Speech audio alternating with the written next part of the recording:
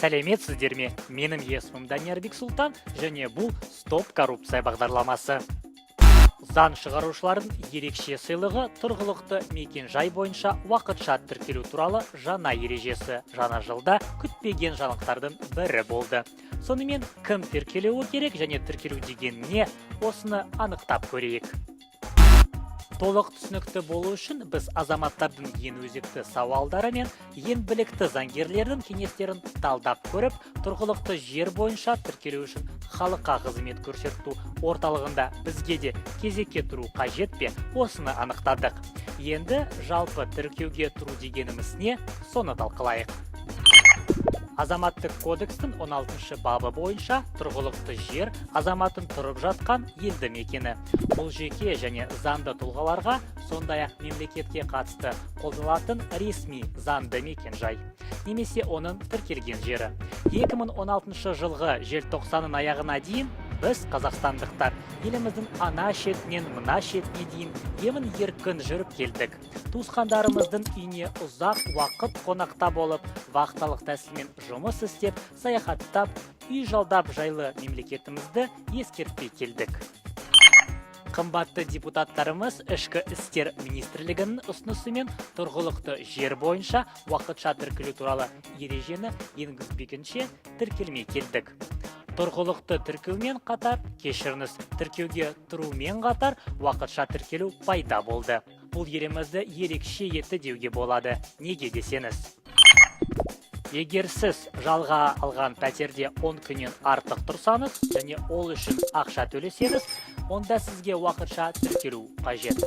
Яғни заң пәтерін жалға берушілерге, жатақханада тұратын студенттерге, қонақ үй мен хостелде уақытша тұрып жатқандарға тиесілі. Ал қонақта бір ай тіркелмелей тура беруге болады. Бір ай өткен соң қонақ шақырған үйдің қожайымен бірге халыққа қызмет көрсету орталығына барып 227 теңге баж салығын төлеп және тыныш ұйықтауға болады. Бұны істемесе ескерту алып және айыппұл төлейді. 10 күннен соң ескерту алады, бұдан кейін тіркелмесе бір айдан соң 7 айып немесе 16 мың теңгеге жуық ақша төлейсіз. Қайталанған айыппұл бір жыл ішінде 13 айып құрайды. Ал ұзақ мерзімге қонақ шақырғандар мен пәтерін жалған берушілер уақытша тіркелмесе, оларға қатаң жаза қолданылмақ. Бір айдан соң жеке тұлғалар үшін 10 айып құрайды. Бұл 23 мың теңгеге жуық. Заңды тұлғалар үшін 15 айып. Жыл бойына қайталған айыппұл болса, оны 2 есе көп төлеуге тура келеді. Заңгерлер пәтер жалданушының немесе өз пәтерінде туысының тіркелсе, одан еш зиян көрмейді деп сендіріп отыр. Кейін уақытша тұрғынын келісімсіз оны тіркеуден шығарып тастауға болады.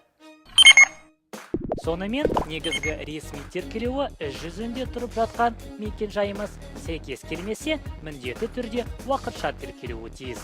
Мысалы, жұмыс күндері қалада жұмыс істейтін жерде тұрасыз, ал демалыс күндері қала сыртында тұрғылықты тіркелген мекен жайыңызға барасыз демек. Жеке меншік иесіз бе, әлде үйді жалдап тұрасыз ба, ол маңызды емес. Сондықтан тіркелуге міндеттісіз.